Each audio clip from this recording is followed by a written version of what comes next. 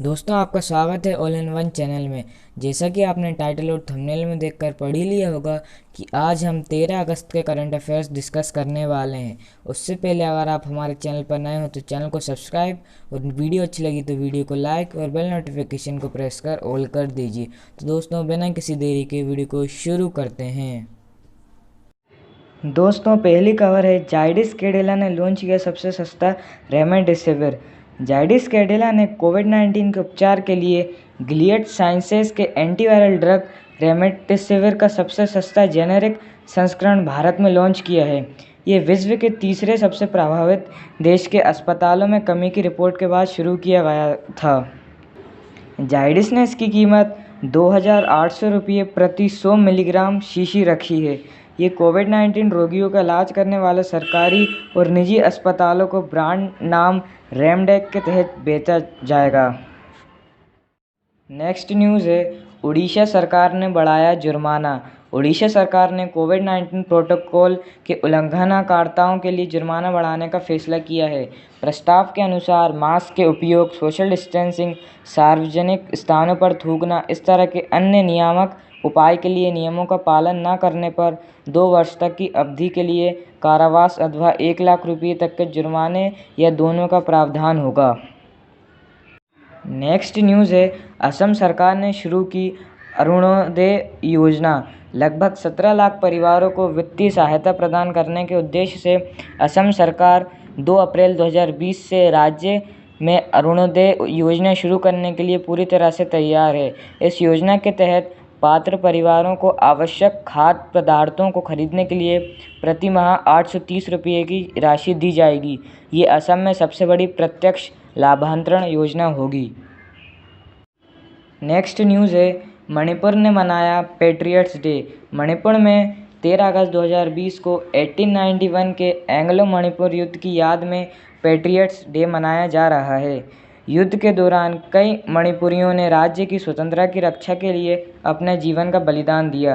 1891 में इसी दिन मणिपुर के तत्कालीन राजकुमार वीर टिकेंद्रजीत और थंगल जनरल सहित बहादुर मणिपुरियों को वर्तमान इम्फाल क्षेत्र में आम जनता के सामने फांसी दी गई थी। नेक्स्ट न्यूज़ है, उपराज्यपाल मनोज सिन्हा ने लॉन्च की कॉफ़ी टेबल बुक्स। जम्मू और कश्मीर में उपराज्यपाल मनोज सिन्हा ने 12 अगस्त 2020 को श्रीनगर में जिलों और विभागों की कॉफ़ी टेबल बुक्स लॉन्च की। ये पुस्तकें पिछले 1 वर्ष में जम्मू कश्मीर में किए जा रहे प्रमुख विकासात्मक हस्तक्षेपों को उजागर करती है। उपराज्यपाल ने कोविड वॉरियर्स का सम्मान किया। राष्ट्रीय स्तर के पुरस्कार विजेता सरपंचों और यूएलबी प्रतिनिधियों को उपराज्यपाल द्वारा सम्मानित भी किया गया। नेक्स्ट न्यूज़ है, अटल इनोवेशन मिशन ने लॉन्च किया सैप 2.0। डेल टेक्नोलॉजीज ने नीति आयोग के अटल इनोवेशन मिशन AIM के सहयोग से स्टूडेंट एंटरप्रेन्योरशिप प्रोग्राम 2.0 लॉन्च किया है। पहले कार्यक्रम की सफलता के बाद डेल टेक्नोलॉजी और नीति आयोग ने दूसरे श्रृंखला की घोषणा की। ये सैप 1.0 से सीखों के अलावा नवाचारित ईंधन के उद्यमी परिदृश्य में परिवर्तन और रूपांतरण लाएगा। नेक्स्ट खबर है, 2020 हाईएस्ट पेड एक्टर सूची। फोर्ब्स पत्रिका द्वारा जारी एक वार्षिक टैली के अनुसार ड्वेन जॉनसन लगातार दूसरे वर्ष भी विश्व के सबसे अधिक कमाई करने वाले पुरुष अभिनेताओं की सूची में शीर्ष स्थान पर रहे। रिंग नाम द रॉक के नाम से भी मशहूर जॉनसन ने 1 जून 2019 से 1 जून 2020 तक $87.5 मिलियन की कमाई की। शीर्ष 10 में एकमात्र बॉलीवुड स्टार अक्षय कुमार $48.5 मिलियन की कमाई के साथ छठे स्थान पर रहे। नेक्स्ट न्यूज़ है, डाइशे बैंक ने भारतीय इकाई में दिए 2,700 करोड़ रुपये।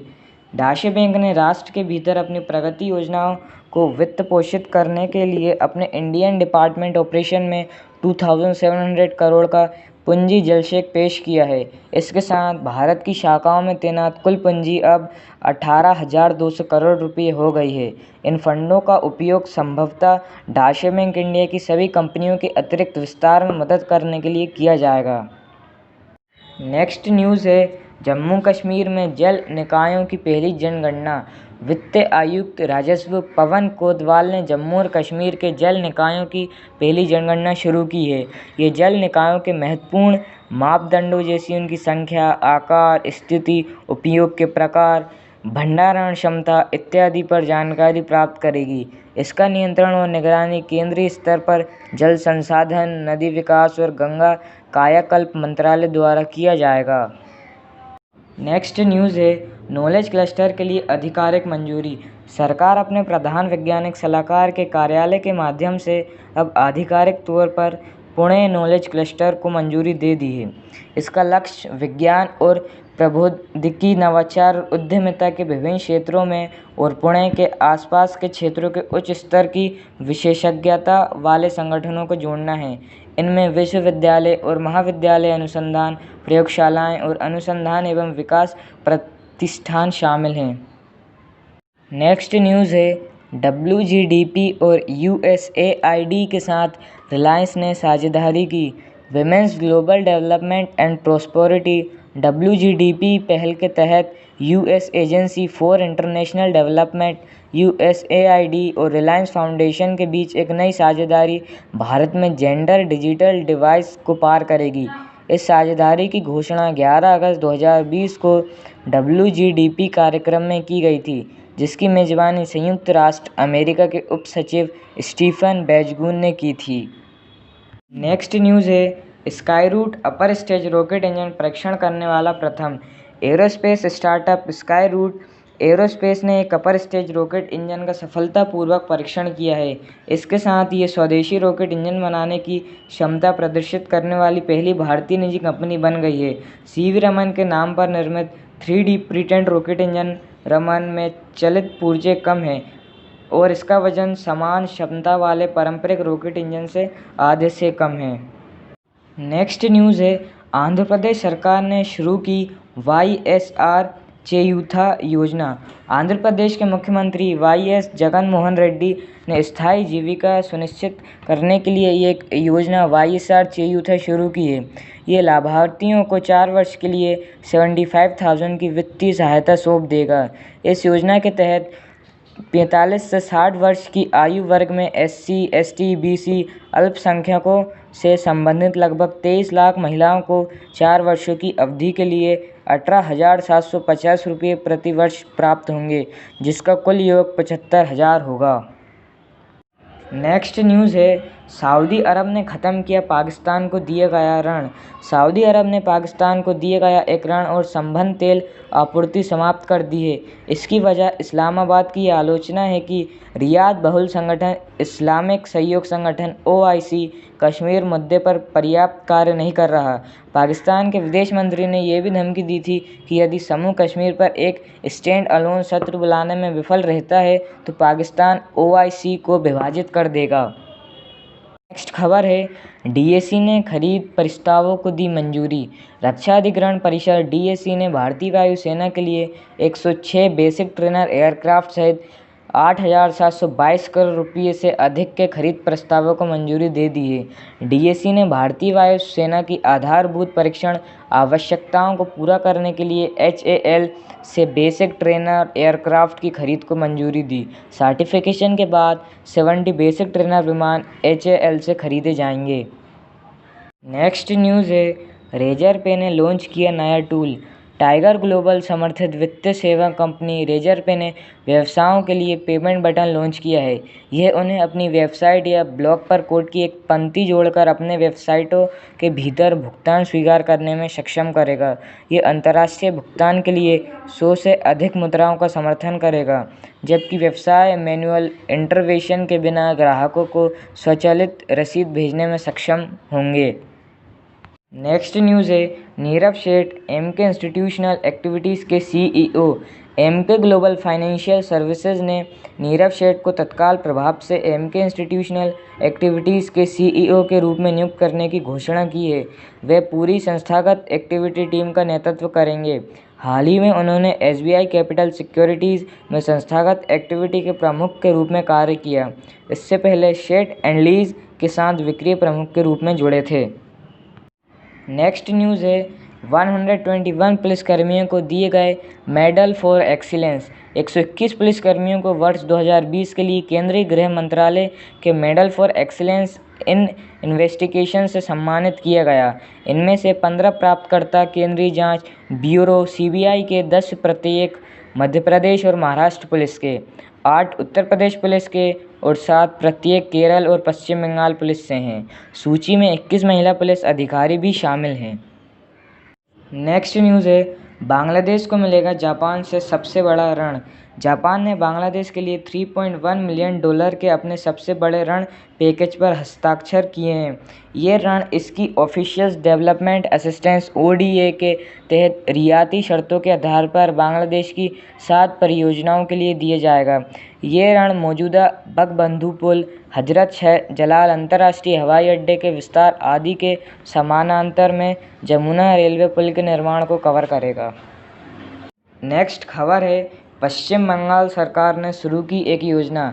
पश्चिम बंगाल सरकार ने कर्म साथी प्रकल्प योजना शुरू की है, जिसके तहत 1 लाख बेरोजगार युवाओं को आत्मनिर्भर बनाने के लिए उन्हें नरम ऋण और सब्सिडी प्रदान की जाएगी। जब भारत में बेरोजगारी दर 24% के सर्वकालिक उच्च स्तर पर है, तो बंगाल में बेरोजगारी दर 40% कम हो गई है। योजना का शुभारंभ मुख्यमंत्री ममता बनर्जी ने किया था। नेक्स्ट न्यूज़ है, कोर्सेरा और IIT रुड़की में भागीदारी। IIT रुड़की ने 2 नए सर्टिफिकेट प्रोग्राम शुरू करने के लिए विश्व के अग्रणी ऑनलाइन लर्निंग मंच कोर्सेरा के साथ भागीदारी की है। एक कृत्रिम बुद्धिमत्ता AI और मशीन लर्निंग ML और दूसरा डेटा साइंस से संबंधित है। IIT रुड़की इन दोनों कार्यक्रमों को 2021 की शुरुआत में कोर्सेरा पर लॉन्च करेगा। कोर्सेरा के पास 65 मिलियन शिक्षार्थी हैं, जिसमें भारत में 8.7 मिलियन शामिल हैं। नेक्स्ट खबर है, वयोवृद्ध खेल पत्रकार GK मनन का निधन। अनुभवी खेल पत्रकार GK मनन का अगस्त 2020 में निधन हो गया। उन्होंने इंडियन एक्सप्रेस और द टाइम्स ऑफ इंडिया के साथ कार्य किया और 1990 के दशक की शुरुआत में अपने फ्रीलांस करियर समाप्त कर दिया। मेनन क्लब स्तर पर क्रिकेट खेलते थे और दादर मध्य मुंबई में शिवाजी पार्क जिमखाना के एक सक्रिय सदस्य थे। वे रोहिंटन बेरिया ट्रॉफी जीतने वाली 1952 की बॉम्बे यूनिवर्सिटी टीम के प्रबंधक थे। नेक्स्ट न्यूज़ है, माइक्रोवेव डिवाइस अतुल्य का अनावरण। नागपुर में सड़क परिवहन और राजमार्ग और सूक्ष्म लघु और मध्यम उद्यम नितिन गडकरी द्वारा अतुल्य नामक माइक्रोवेव उपकरण का अनावरण किया गया। ये केवल 30 सेकंड में किसी भी परिसर का कीटाणु शोधन कर सकता है। रक्षा अनुसंधान एवं विकास संगठन DRDO द्वारा प्रमाणित उपकरण का निर्माण MSME के तत्वाधान में किया गया है। नेक्स्ट खबर है, DAC ने खरीद प्रस्तावों को दी मंजूरी। रक्षा अधिग्रहण परिषद DAC ने भारतीय वायुसेना के लिए 106 बेसिक ट्रेनर एयरक्राफ्ट सहित 8,722 करोड़ रुपये से अधिक के खरीद प्रस्तावों को मंजूरी दे दी है। DAC ने भारतीय वायुसेना की आधारभूत परीक्षण आवश्यकताओं को पूरा करने के लिए HAL से बेसिक ट्रेनर एयरक्राफ्ट की खरीद को मंजूरी दी। सर्टिफिकेशन के बाद 70 बेसिक ट्रेनर विमान HAL से खरीदे जाएंगे। दोस्तों, आज की वीडियो में बस इतना ही। मिलते हैं आपसे नेक्स्ट वीडियो में। जय हिंद, जय भारत।